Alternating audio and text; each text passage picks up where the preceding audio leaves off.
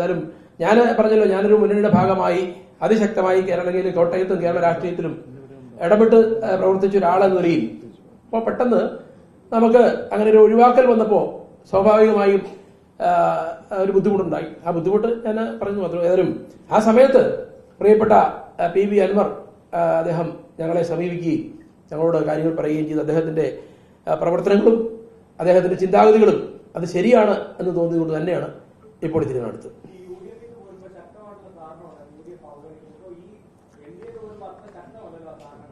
അല്ല, NDA UDF അവഗണിച്ചു, ഒക്കെ സംഭവിച്ചു. UDF മൊത്തം അവഗണിച്ചില്ല കേട്ടോ. ഞങ്ങളുടെ പാർട്ടിയിലെ ചില പ്രശ്നങ്ങൾ മാത്രമേ ഉള്ളായിരുന്നു.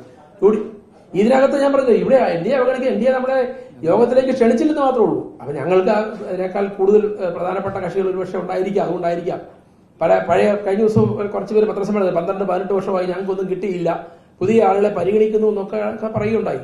ഞങ്ങൾക്ക് ആകെപ്പാടെ കിട്ടിയ പരിഗണന എന്ന് പറഞ്ഞാൽ പ്രിയപ്പെട്ട K. സുരേന്ദ്രൻ വന്ന പാർട്ടി ഓഫീസ് ഉദ്ഘാടനം ചെയ്യാൻ, അദ്ദേഹം വരില്ല എന്ന് ഞാൻ വളരെ തന്ത്രപൂർവ്വം അദ്ദേഹത്തെ പാർട്ടി ഓഫീസ് ഉദ്ഘാടനം ചെയ്യാൻ കൊണ്ടുവന്നു. അല്ല, അത് അന്നേരം തീരുമാനിച്ചിട്ട് എല്ലാവരും ക്ഷണിക്കും. അല്ല, അതിപ്പോ UDF നേതാക്കളെ ക്ഷണിക്കുമല്ലോ. എല്ലാ പാർട്ടിയുടെ ആളുകളെ ക്ഷണിച്ചാൽ ആ പാർട്ടിയിൽ നിന്ന് ആരെ പറഞ്ഞു കൊടുക്കുന്നു അവർ വരും.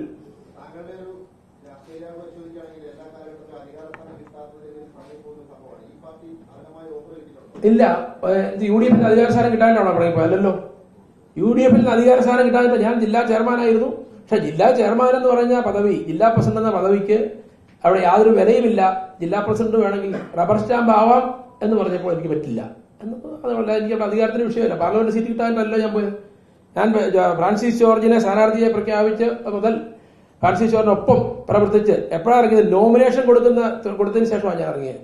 വളരെയേറെ വേദനകളുണ്ടായി. ഒരു ജില്ലാ പ്രസിഡന്റ്, നമ്മുടെ ഇടതുപക്ഷ ജനാധിപത്യത്തിലൂടെ നോമിനേഷൻ കൊടുത്ത് അവിടുത്തെ CPM ജില്ലാ സെക്രട്ടറിയും കേരള കോൺഗ്രസിന്റെ ജില്ലാ പ്രസിഡന്റ് ഉൾപ്പെടെയുള്ള ആളാണ്. ഇവിടെ വന്നപ്പം കേരള കോൺഗ്രസിന്റെ ജില്ലാ പ്രസിഡന്റ്, ഈ ജില്ലയിൽ കേരള കോൺഗ്രസ് സ്ഥാനാർത്ഥി മത്സരിക്കുന്നു. കേരള കോൺഗ്രസ് ജില്ലാ പ്രസിഡന്റ് UDF ജില്ലാ ചെയർമാനായ സജി മഞ്ഞക്കടമ്പൻ കടക്ക് പുറത്ത് എന്ന് പറഞ്ഞാൽ എനിക്ക് അങ്ങനെ കുനിഞ്ഞു നിൽക്കാൻ പറ്റാത്തത് കൊണ്ട് ഞാൻ പരിപാടി നിർത്തിയത് മാത്രമേ ഉള്ളൂ. അല്ല, എനിക്ക് അധികാരം കിട്ടാണ്ടല്ല. അതെ,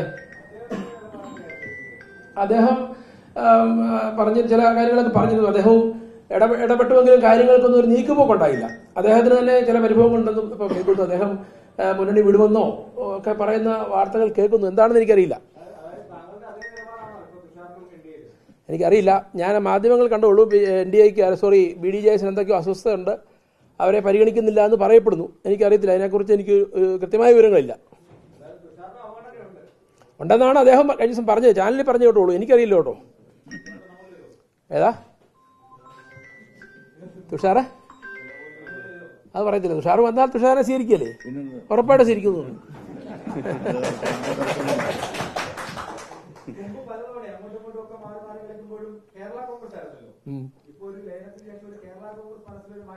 ഇല്ല, കോൺഗ്രസ് ഉണ്ടല്ലോ ഐഡിയ. ബാക്കിൽ കോൺഗ്രസ് ഉണ്ട്, തൃണമൂൽ കോൺഗ്രസ് ഉണ്ട്. അതുകൊണ്ടാണ് ചേർന്ന്.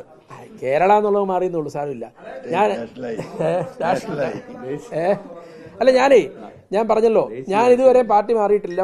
ആദ്യമായിട്ടാണ് മുന്നണി മാറിയത് എന്റെ ജീവിതത്തിൽ. പാർട്ടി ആദ്യമായിട്ട് മുന്നണി മാറിയത്.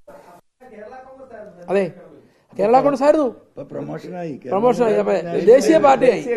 40 MPമാരുള്ള പാർട്ടിയിലെ ഇപ്പൊ ഞാൻ ചേർന്നിരിക്കുന്നത്. പറഞ്ഞ മനസ്സല്ലേ? അപ്പൊ ഞങ്ങള് വലിയ ഒരു പാർട്ടി, ദേശീയ പാർട്ടിയുടെ അംഗമായിരിക്കുന്നത്. ഇല്ല, മണസാർ CF സാർ എന്നും ഇവിടെ മനസ്സിലുണ്ടാവും. അല്ല, ഫ്ലക്സിനെ അത് നമുക്ക് സ്വാഭാവികമായിട്ടും ആലോചിക്കേണ്ടതുണ്ട്.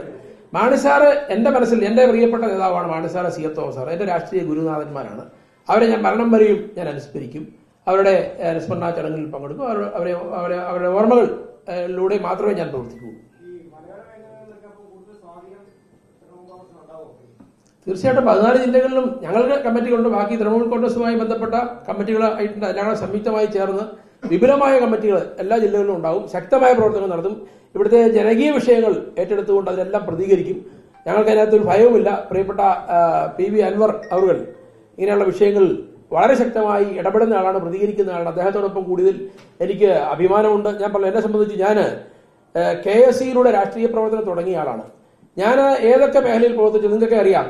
ഇവിടുത്തെ എല്ലാ വിഷയങ്ങളിലും ജനകീയ വിഷയങ്ങളിൽ ഇടപെടുകയും സമരങ്ങളിൽ ഉൾപ്പെടെ പങ്കെടുക്കുകയും ഒക്കെ ചെയ്തിട്ടുള്ള ആളാണ്. ഞാൻ വെറുതെ ഇരുന്നിട്ടുള്ള ആളല്ല. രാഷ്ട്രീയ രംഗത്ത് സജീവമായി പ്രവർത്തിച്ചിട്ടുള്ള ആളാണ്. അത് ഗ്രാമപഞ്ചായത്ത് പ്രസിഡന്റായിട്ട്, ബ്ലോക്ക് പഞ്ചായത്ത് പ്രസിഡന്റായിട്ട്, ജില്ലാ പഞ്ചായത്ത് ഒക്കെ പ്രവർത്തിച്ച കാര്യം നിങ്ങൾക്കറിയാം. അപ്പൊ അവിടെ നമുക്ക് ഞാനൊരു വിശ്രമിക്കാത്ത ഒരു രാഷ്ട്രീയ പൊതുപ്രവർത്തകനായിരുന്നു. ഇനിയും പൊതുരംഗത്ത് സജീവമായി ഉണ്ടാവും.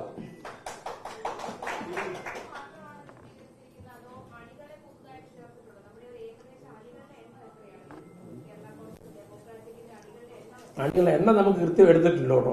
അപ്പൊ നമുക്ക് ജില്ലാ കമ്മിറ്റികളും നിയോജക കമ്മിറ്റികളും ഒക്കെ ആയിട്ടുള്ളൂ. ഇപ്പൊ മണ്ഡല കമ്മിറ്റികളിലേക്ക് ശരിക്കും ഞങ്ങൾ കടക്കുന്നതുള്ളായിരുന്നു.